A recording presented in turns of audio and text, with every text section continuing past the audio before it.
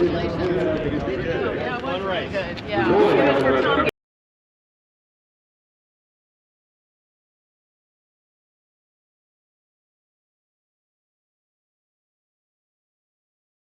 All right, folks, here we are still in Vegas. I don't know, like 3 weeks later, we're still here. The wind's blowing, the sun's hot, but we're lucky to be here with this great racing family. We got Paul Wong, #1. You guys know that name. Paul Wong's been out there, but you really don't know the guy. Some people do, not many of you. We also got Stephanie Wong. Yes, Stephanie is Paul's wife. And we got Bradley. This is the youngest of the Wong family. We are missing Allison today, who's 16 years old and has driven a race car already. Yes. Okay, so plenty of race cars in Paul's fleet, let's call it. Of course, you might have seen Stephanie and Paul both at this race on the stock and super stock qualifying list.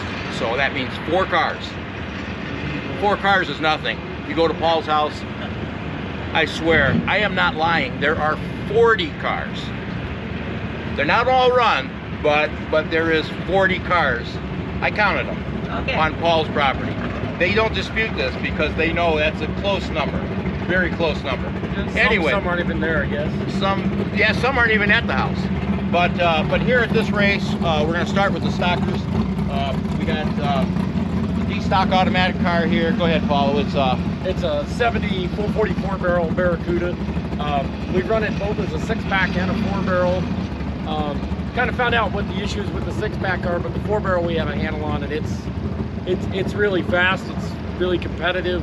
I don't know that, you know, it's the fastest D car around, but it'll hold its own with pretty much anything. It's, you know, I have all the right people between ProTrans and Don Little and my partner in crime, Paul Haslauer, have done a lot of work on the car. Haslauer's right behind us here.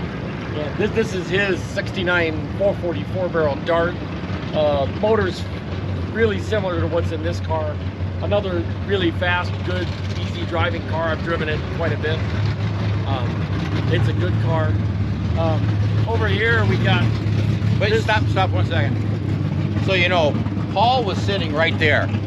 At this point, we were going to pull Paul in, but he's seen the camera come up and he ran. So you know, if anybody wants to give Haslauer some crap, that's your right to do so. Let's go look at the stocker. So,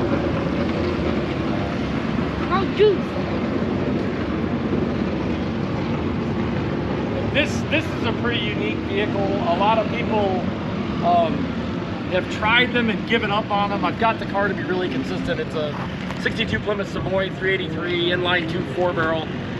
2 4-barrels. 2 4-barrel.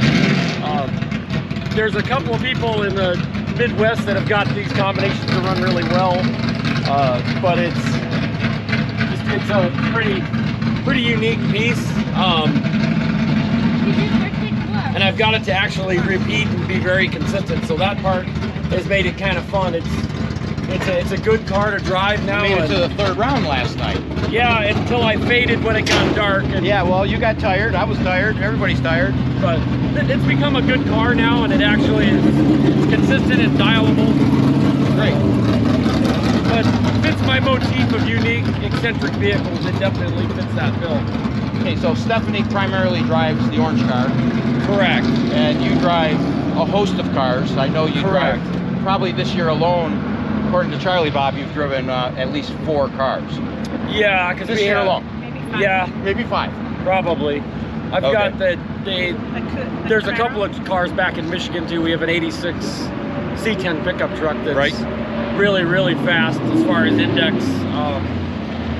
You know, been #1 qualifier in many races, including Indy. I'm sure we'll see that at Columbus and Indianapolis. Yeah, this year. And that truck's under a new whole program again, and it will be really, really fast.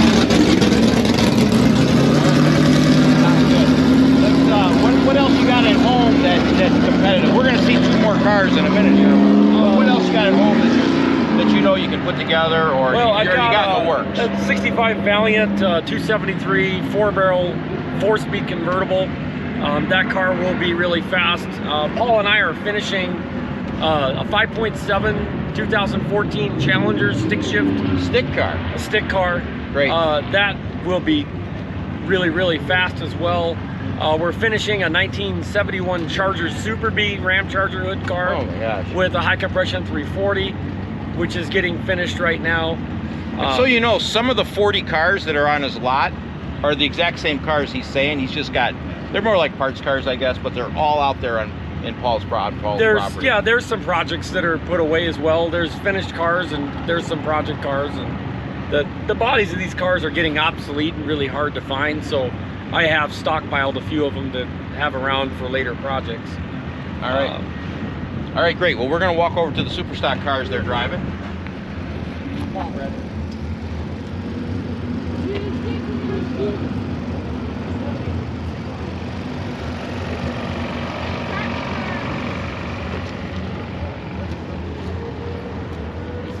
Okay, so we'll start with the car Stephanie's driving today. I don't know if you've seen any of George's footage or if he even posted it, but when we got to, oh, by the way, this couple's so gracious, they allow us to park our rigs at their property for the winter. You know, we came last fall, and they allowed us to park there, stay there, and they were there over the winter. We drove back to Vegas, and they've been great as far as all that goes. But when we got there this year, this car had a short block in it with no heads. Let's go from there, Paul. Yeah, I wasn't able to get the heads back. The heads actually came back this weekend, and I just didn't have the time to rush to put the real Super Stock motor in it, but it's got a Stalker 72 thermal quad 340 motor in it, which runs really good for a Stalker engine, but not the greatest for a Stalker. But with the help of the cameraman holding the camera here, we were able to get that motor in overnight and got that all situated, and here we are. Competitive, a couple tenths on the index for the Stalker. So what he's saying is Joe was a little bored hanging out at the ranch there at Paul's house. Paul's working 12 hours a day. So while Paul's at work, Joe, who's behind the camera, he's not going to say a word, I know that. But, you know, his main job is working on cars similar to these at home in Detroit. So he was just itching to grab them wrenches and get this thing together. It was all there for him to do. So he basically got the Joe. All right, Joe. Got the short block out and helped me get this back in, and we got everything situated and you know, tuned it up. So primed the oil pump and used the motor. It's a Stalker engine. Correct. But it got her here, and she was gonna at least go under the index and get her grade point. My points, yep. Got her grade point. And you might notice the theme here is a lot of Chryslers, except for that Chevy at home. But for whatever reason, we look over here, we've got the car Paul drove, which is quite unusual. And somebody might notice and recognize the name of Doolittle. So Paul Wong, this boggled my mind when I got to his house, that he was involved with this car. So now it says Wong and Doolittle. So obviously Harry Doolittle drove this car. It was his car. Correct. All right, so go from there. Harry and I traveled, and he stayed at my house for years and years. The car, Bill Nelson really behind this, and Harry really helped science out the combination of the Stalker. Harry became fond of trying to run it in Super Stock, so I started to continue the theme to keep running the car in Super Stock. The thought process behind Harry is really, really intense because he really understands how to dial the car and has taught me so much. Even last night I hit the dial multiple times. He works on the computer and actually factors in so many factors that aren't factored into regular cars and to hit the dial with the thing. So it's extremely competitive, even though it's the slowest car in Super Stock. So it's a little 231 V6 and a transmission by Scott McClay. I'll give him a plug here. Very reliable, very durable. We'll see how the reliability and durability comes as we put what I would consider to be a real Super Stock drivetrain in it, which is coming here very shortly. Been some modifications so far, but this will be a full effort when this goes the next time. All right, so the next theme that you folks might notice is that Paul, of course, Stephanie here is behind it 100%. Don't ask me how that all came to be, but they might tell that story in a second. But but the other thing you might notice is that Paul is a sucker for good combinations. So he studies the guide, he looks for the cars. I mean, it's not like he's got unlimited funds. He's paying for a house and he's raising kids. He's going to be sending his daughter to college here. So there's a lot going on here in the Wong camp, but yet he can still pick the combination, get the car done, pick the combination, get the car done, and get it to the track and be a top qualifier. So that's been fun. I've had a lot of mentors in that. Bob Shaw really comes to mind, Neil Smedley, people that really taught me how to actually read the book. I started out running a Plymouth Belvedere wagon in U-stock automatic at one point. How old were you then? I was in my mid-late 20s. Okay. When I was using that, and then Neil Smedley actually came to me and goes, pick a Belvedere, Highline Belvedere hardtop, he can barely make you, and it's going to be a much better car. And that car I still have today. That car, I don't know, I must have won class with that car 6 times. It's been a great car. It helped me win the National Performer when they had that multiple times between that and the pickup truck. That's been fairly successful. That car I still have today, and it's rocket fast. I guess I had an intervention by a lot of friends to park the slow cars and try to do things that I can win races with. One class with the other. So now my focus is actually starting to go around again. Okay, so with all that said, how does Stephanie fit into the racing from the early days? Well, she started coming with me. She went to Sonoma and was... Well, let's tell the real story. Oh, Stephanie's going to tell the real story. So before you missed a part. I think she's going to bring it. Okay. So 28 years ago, before Paul and I were dating, I was teaching high school, and on a weekend I got 2 speeding tickets in the same day, and I came back to work and I was complaining, and one of my friends said, oh, well, you should go drag race, and I'm like, I don't have a race car. She's like, just take your car. What'd you have for a car? I had a Pontiac Grand Prix GTP. GTP?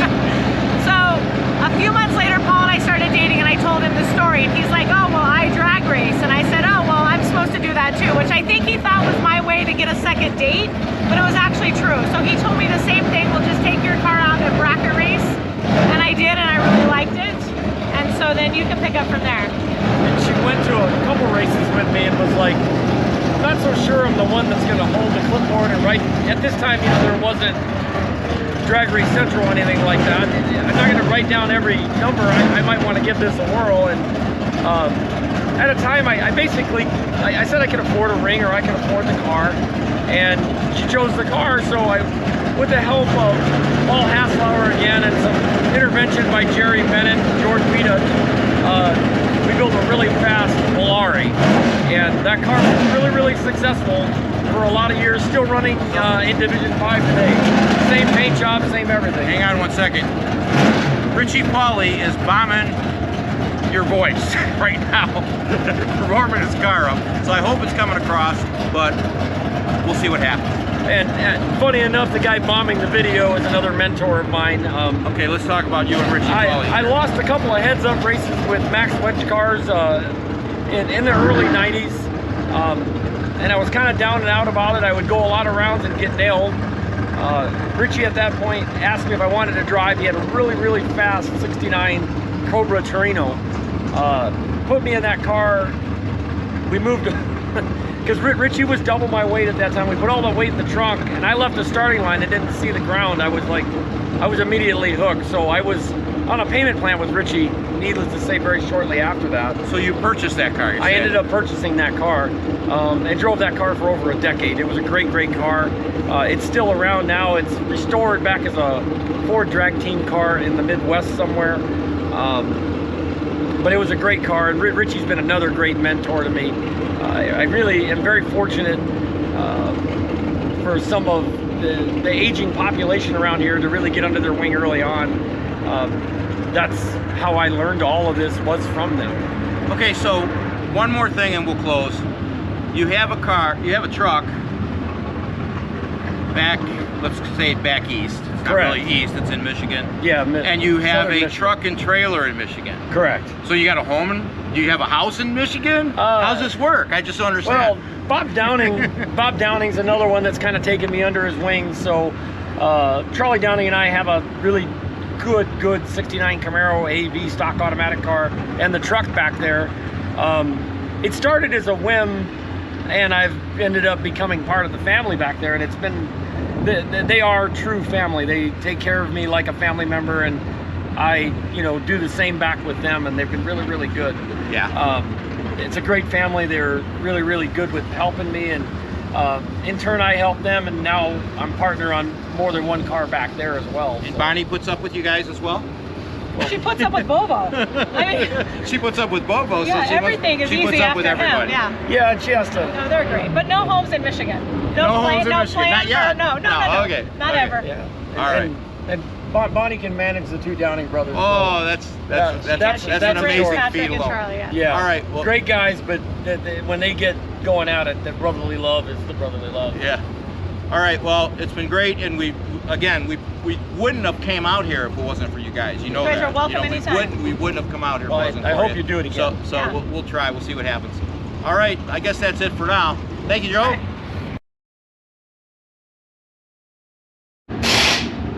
Morning, John. Happy birthday. Thank you. Hey, your birthday, my birthday today too. Hot dog. Hey, I'm looking for a job. You guys need any help? I mean, air up your tires or check your electric fan or something. No, CEO. You CEO? He's looking for a CEO. Oh, I could do that, I'm sure. Are you ready, Grant? Yeah. Wait, Yeah. can you get? I mean, wash your car or Yeah, can you feed dogs? feed dogs? Yeah. Is he a nice dog? Nope. Oh, no, I don't want to feed him. Nope, don't want to do that.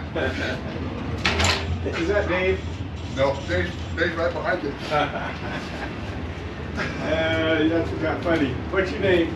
My name's Steve Cacao. Okay, hi Steve. So, how you doing today? Happy birthday. Thank you. I would sing, but I'd be stuttering all over the place. So, anyway. Oh, yeah, these guys, they wouldn't give me a ride. They just drove right past me. They're just mean. They drive Fords, and they're mean. Nice. So, anyway. Well, hey. All right, well, thanks for stopping by. Yeah, holler if you want me to. Right? Do I know how to write? Yeah. Yeah, what do you want me to write? The application. Okay, yeah, let's do my it. kind guy. Yeah, give me a check and I'll fill it out for you. Okay. So, yeah, I will, I can. And I won't make it very much, nothing over 10,000. Oh. Thanks, John.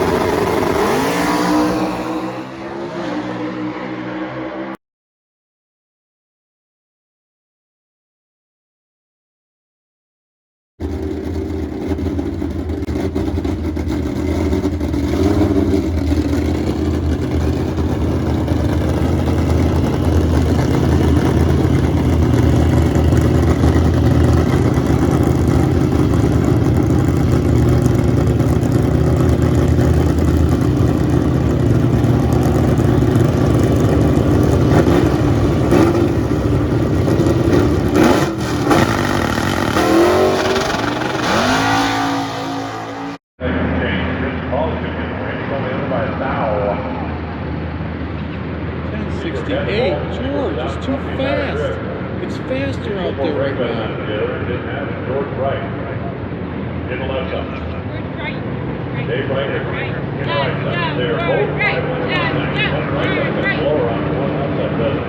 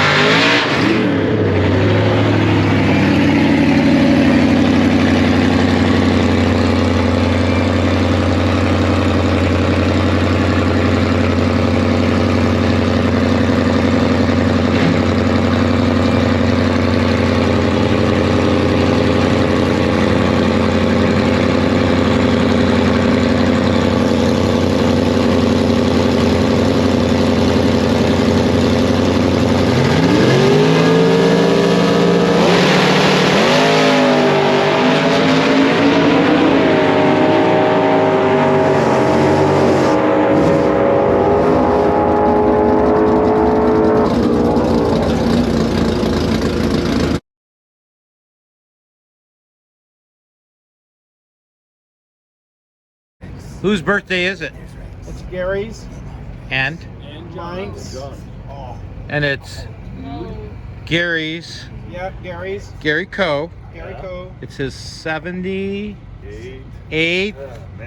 birthday. Oh man, he says, oh man. Very difficult. Just a snot-nosed kid.